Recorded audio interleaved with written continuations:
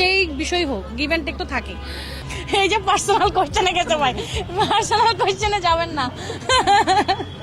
আমাদের ইন্ডাস্ট্রিতে কী সব প্রবলেম মেয়েরা ফেস করে বা যারা নিউ ফেস থাকে তাদের কি পরিমাণ প্রবলেম ফেস করতে হয় সেটা আমরা সবাই জানি। সেটা যে গিভ অ্যান্ড টেক কিছু বিষয় থাকে, সেটা যেই বিষয় হোক গিভ অ্যান্ড টেক তো থাকে।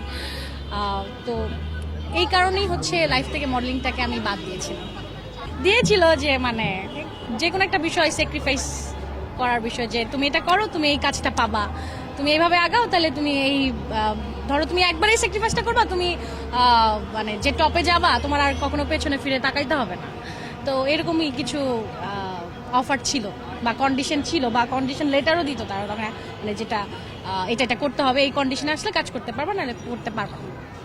আমার কাছে খুবই বিষয়টাকে নোংরা লাগে, কারণ আমার যদি যোগ্যতা থাকে আমি পারবো, হয়তো আমাকে একটু কষ্ট করতে হবে, কষ্ট না করলে তো এমনিও ভাইয়া আমরা কিছু করতে পারবো না।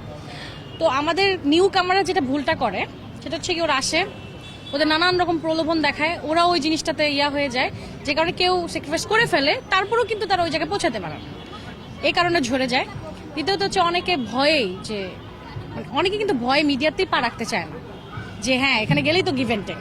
ইভেন আমাদের মিডিয়া নিয়ে কিন্তু অনেক বাজে রুমার্স, মানে অনেক বাজে ধারণা ফ্যামিলিতে ক্ষেত্রে, যে হ্যাঁ মেয়ে মিডিয়াতে কাজ করবেন না, ওখানে তো এরকম হয়, হ্যাঁ ও কাজ করে, ও তো তাহলে এগুলোই করে থাকে না। এই বিষয়গুলো কিন্তু আমার কাছে খুবই নোংরা লাগে।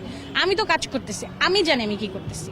হ্যাঁ এটা ঠিক যে ওই সব বিষয়ে যদি আমি না যাই বা স্যাক্রিফাইস যদি আমি না করতে পারি, তাহলে আমার খুব হার্ড ওয়ার্কিং করতে হবে। তো নিউ কামারদের জন্য আমার এটাই থাকবে, যারা নিউ ফেস, যারা নিউভাবে কাজ করতে চাইতেছে, যে তোমরা হার্ড ওয়ার্ক করো, কষ্ট করো, একদিন হবে। কাজ করাবো, টিভিসি করাবো, এই করাবো সেই করাবো, তো তাহলে ফটোশুটটা আগে করি।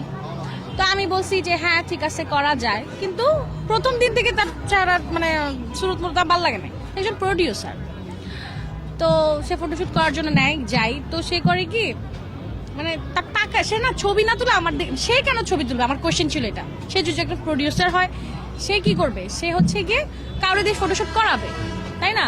সে নিজেই আমার ফটোশুট করবে, মানে ফটোগ্রাফারই সে বাদ দিয়ে দিতেছে, সে আমার ছবি তুলবে। আচ্ছা তুলুক, এখন সে এত বাজে নজর আমার দিকে তাকাইতেছে, আমি কি বুঝি না? আমি ছোট বাচ্চা হয়ে আর যাই, আমি তো বুঝি যে আমার দিকে কে ভাবে তাকাইতেছে, খারাপ ভাবে তাকাইতেছে। তো আমি বুঝছি, তখনই আমি রিয়েক্ট করছি যে আমি আপনার ছবি তুলবো না, আপনি বের হন, আমি আপনার কাছে ছবি তুলবো, আপনি বের হন। অনেক চিল্লাইছি, তো আমার মাকে গিয়ে সে নালিশ করছে, মা এসে আমাকে বলছে, হ্যাঁ মা পাশেই বসা ছিল, মা বলছে হ্যাঁ তুমি রিয়েক্ট করতেছো কেন, কি হয়েছে, আমি তো ছিলাম এখানে। আমি তুমি ছিলা, কিন্তু তুমি তো তার চোখটা দেখতেছো না, চোখটা আমি দেখতেছি, আমার উপরে কিভাবে তাকাইতেছিস। হ্যাঁ ইভিলাইজ করা। আগে হয়তো হচ্ছে গিয়ে হয়তো বা এরকম ছিল, সিনেমার ক্ষেত্রে বেশি হইতো, সিনেমার ক্ষেত্রে সিনেমাতে কেউ আগে দিয়ে চাইতো না, আগে আমি যেটা দেখছি খুব ভয় পাইতো। এখন কিন্তু তাও নতুন নতুন অনেকে সাহস করে ঢুকতেছে। এখন যেমন একটা প্ল্যাটফর্ম আসছে টিকটক, ইউটিউবার, ব্লগার, কত প্রায়োরিটি দেওয়া হচ্ছে এদেরকে দিয়ে, কত কি কাজ করাইতেছে। তখন কিন্তু আমাদের বেলা এগুলো ছিল না। এখনো আমি হাইসে গিয়ে বলি, মাঝে মাঝে বলি, টিকটক যখন থেকে ওই যে মিউজিক্যালি যখন থেকে স্টার্ট, আমি তো দেখতাম, আমি তো হ্যাঁ এটা কি করে না করে, কিন্তু যদি আমার মতো অনেকেই জানতো যে প্ল্যাটফর্মটা ওরা পাবে এইভাবে এখন আইসা, তাহলে সবাই টিকটকই করতো। সবাই তো তখন এগুলোতে ছিল না, বুঝতোই না এটা কি। তো ওদের তাহলে কতটা টাফ হইতো আগানো কোনো কাজ করার ক্ষেত্রে। ওরা তো অফার ছাড়া ওর তো কোনো দিক ছিল না।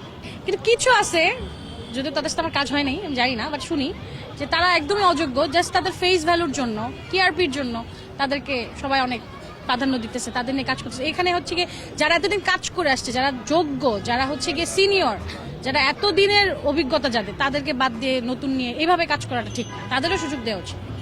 কোন একটা র্যাম শো, এটা অনেক আগের কাহিনী, যে বলছিল যে করো, তো এরকম এরকম আছে, এই একটা পার্টি আছে, এখানে অ্যাটেন্ড করো, তো এরকম অনেক নতুন নতুন কারোর সাথে অভিজ্ঞতা হবে। আমি কিন্তু নাম বলতেছি না কে বলছে বা কিছু, তখন অনেকজনই ছিল কাজ করতো, ছেলে মেয়ে সবাই ছিল যারা এরকম পার্টিগুলো অ্যারেঞ্জ করতো। তো তারা বলতো যে এরকম অ্যাটেন্ড করো, এরকম অনেকের সাথে পরিচয় হবে, এই সেই। কখনো আমি অ্যাটেন্ড করতে পারি না, আসলে আমার দুর্ভাগ্য, মানে আমি চাইলেও পারি নাই, আমার অনেক কাজের ব্যস্ততা ছিল, প্রোগ্রাম ছিল, তো এরকম অফারগুলো ছিল। কিন্তু আমি আসলে কি 2017, 2018, 19 গিয়ে কিন্তু আমি সব ক্লোজ, যার কারণে আমি আর অভিজ্ঞতা হয়নি এই বিষয়ে। তাহলে আরো হইতো, আরো দেখতাম হয়তো বা। বলতে পছন্দ করে। তারপরে এরকম হয়তো যে প্রত্যেকটা ভ্যালেন্টাইন আমার বাসার নিচে একটা দোকান ছিল, এত বড় বড় চকলেট, তারপরে ফুল, রোজ এগুলো পাঠাইতে থাকতো। ইভেন আমার কলেজের বাইরে একটা দোকান ছিল, তো চিনতো, তো করতো কি যে মানে টাকা খাওয়াইতো, যে এটা যদি এই ফ্লাওয়ারটা যদি ওটা দিতে পারেন তাহলে আপনাকে এত টাকা দিব, এরকম করে সবাই ভাড়া করে রাখতো। এগুলো হয়েছে না।